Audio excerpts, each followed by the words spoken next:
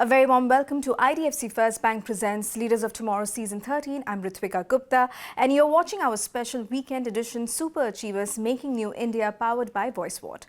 In this episode, we bring you two special conversations featuring trailblazing companies redefining their industries.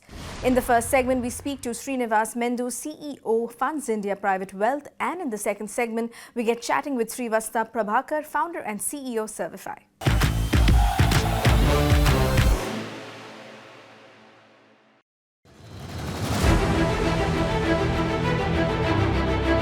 In today's complex financial landscape, transparency and personalized strategies have become non-negotiable for discerning investors.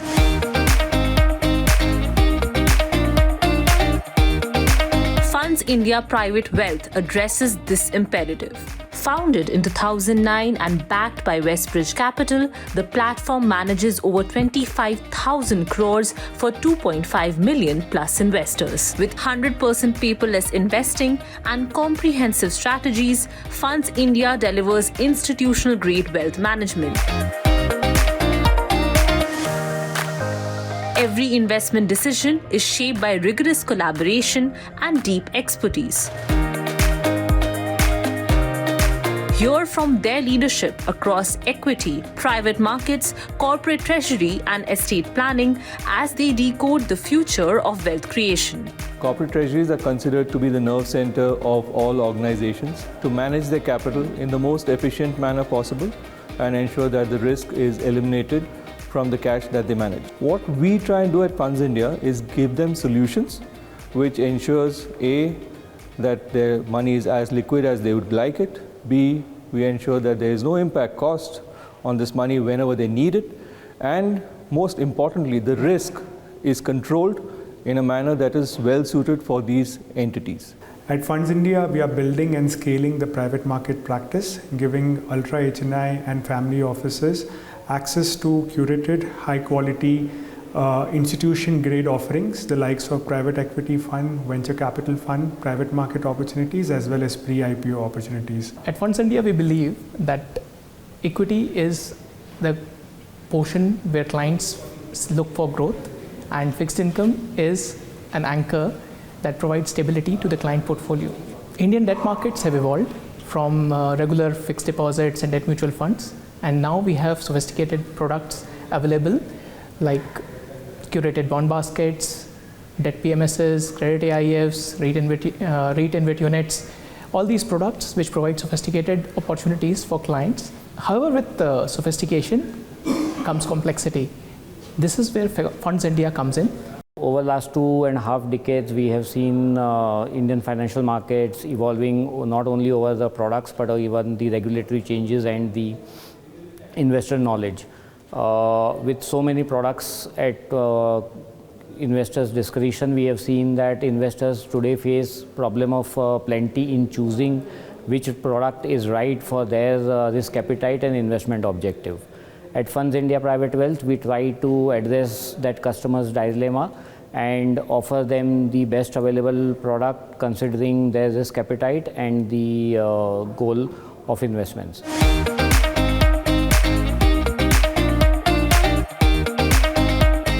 To elaborate on their vision, we spoke to Srinivas Mendu, CEO of FundsIndia. Now, what does it take to build a digital-first private wealth platform? Over the past decade, wealth management has moved from being mostly driven by personal advisors to a more hybrid model that combines human expertise with technology. In this segment, we speak to Srinivas Mendu, CEO of FundsIndia Private Wealth, to understand how the firm has evolved from traditional investing. My colleague Srija brings you this conversation.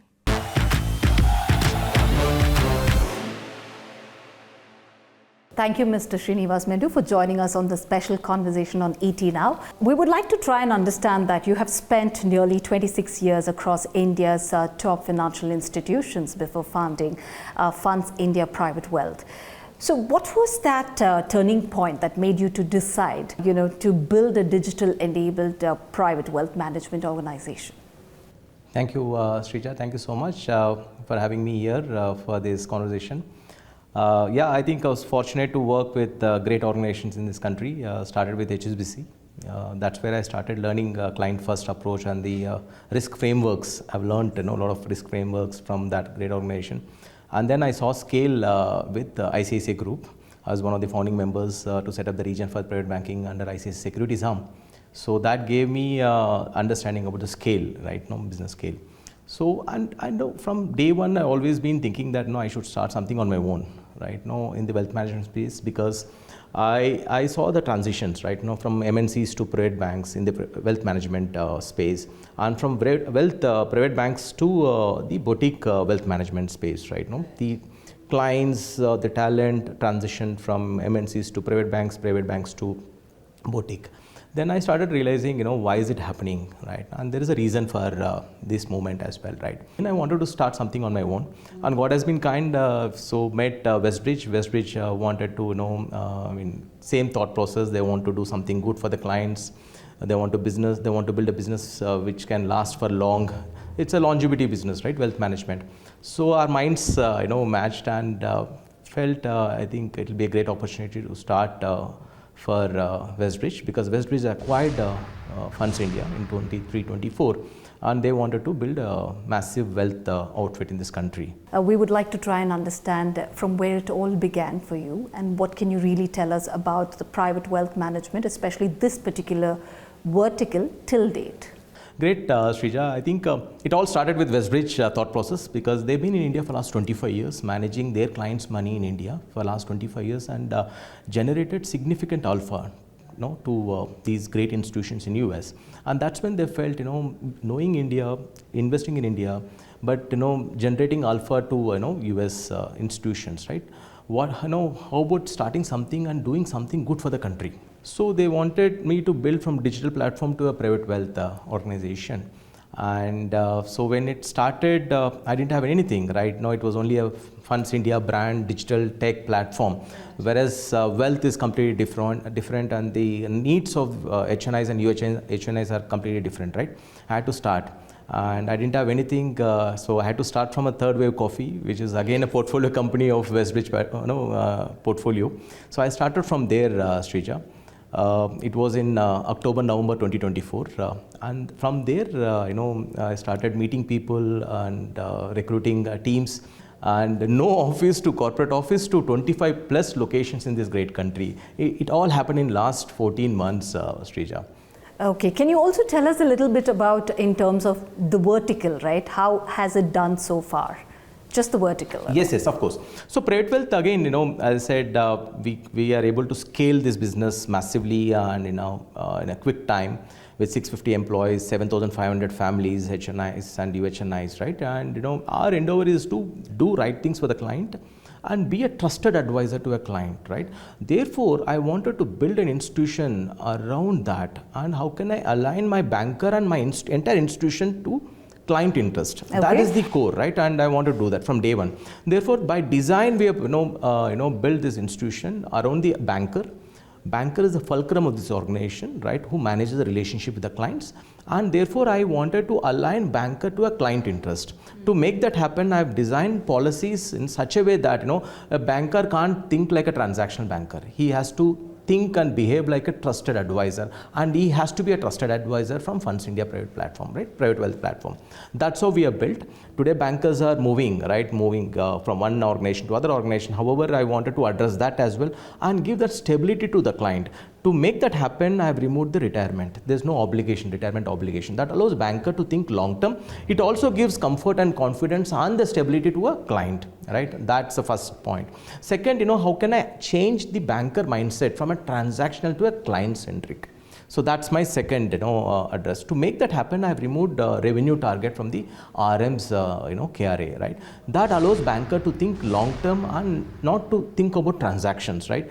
Be with the client for a very long period of time, and also since there is no retirement, the banker can get his next generation when he or she decides to retire, and hand over clients and assets to the next generation. That again gives comfort for the client, and also banker to align himself with the client in the client interest, right? Do things what client needs. Taking it from there, I would like to know that how is Funds India making wealth management accessible to high net worth individuals? Also, if you could tell us how different is your approach from the traditional banking? Yeah. Srija, if you look at, HNIs, need any customer, any client needs three things, right? One is wealth creation, then wealth preservation, right, and wealth transition. Right now, these are three cycles in the life cycle of any customer. Right. First is the wealth creation. Wealth creation has to be really, what I can say, our approach towards wealth creation is very simple. Right, with the simplicity. Right, we don't want to really complicate the client portfolios. Right, we want to go with the simple solutions, with the simple frameworks which can help create wealth for a client, right? And then the next stage is the wealth preservation. The wealth preservation is nothing but how can I help a client in preserving the wealth what he or she has created, with an again proven frameworks there. Right now, and what type of asset allocation we should look at there. In that case, in second phase, is more towards the fixed income. And for me, fixed income solution should give a peace of mind to a client. Right now, if a client wants to take a risk, rather take a risk in equity, not in fixed income. Right, okay. That's our approach. Right? And third is how seamlessly we can help client transfer his wealth to the next generation through estate planning, proper estate planning. Right, this is what we do, and our approach again, Srija, is how can we help clients in achieving their the life goals what they have, right? How do you balance the efficiency of digital platform with the personalized touch for the HNI clients? What do they expect? So yeah, I keep comparing this digital, AI. I think we talk too much about digital and AI, right? Yes. In cricket, I'm a great cricket fan. If you look at cricket, also, too much of technology is available. But end of the day, who is playing? Right, it's a cricketer who is playing on the ground, right? It's not technology is not playing. In the same, in the wealth management also, the technology should help or enable banker and the client with more inputs and data. Right. Right, and that's what we believe. Therefore, we want to build the institution around the banker. It is a banker-led wealth management, right? However, digitally supported, both for the client and for the banker. So if a client wants to have an access to his portfolio, he can have an access digitally. If you want more insights about the portfolio, he can have those insights. Whereas a client, for a relationship manager, he needs to feed it with more data. That technology will help him. What does relationship management look like for you? And in terms of how do you build that trust, especially with your clients, and when they are entrusting their lifetime savings with you all? Absolutely, Srija. I think it's a great question. This business is all about relationship and trust, yes. Right? And that's what I have learned. My first training was a client first training, not a product training. When I started my career, right? And it's imbibed in me, right? And today, if you look at just to give a comparison with a doctor, right? We know, right, whether we can trust the doctor or we can't trust the doctor with the approach, with having the conversation.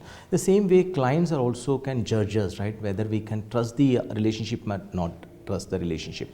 It's based on the approach what we take, right? First approach, we don't want to go with the product approach. We don't want to go with the transactional approach. We want to rather go with the solution oriented approach, right? Understand your needs and provide solutions for a client. And to make this happen, we also have a golden rule, Srija, a very important rule, right? No, this is what I call it, is a golden rule, because what we say is what we recommend to our parents is what we want to recommend to our clients. Here, the perspective here is, when it comes to family money, we look at alpha generation, right? If I go with the same approach to our clients' money as well, right? Rather than looking at commissions, if I look at, the alpha for a client, then I don't think at Funds India we will, ever do any mistakes in the client portfolios. If we can avoid mistakes in the portfolio, Srija, the wealth creation takes care automatically, right? It's a compounding business. And all our endeavor is to ensure that we don't do mistakes in client portfolio while constructing the portfolio for a client. Well, that's clearly a client-centric approach that you've had since the time that where it all started for you. With this, we come to an end of the conversation. Thank you for joining us on this special episode of Leaders of Tomorrow. Thank you so much, Srija. Thank you. Thank you very much. It's time for a quick break here. We'll be back shortly. Stay tuned.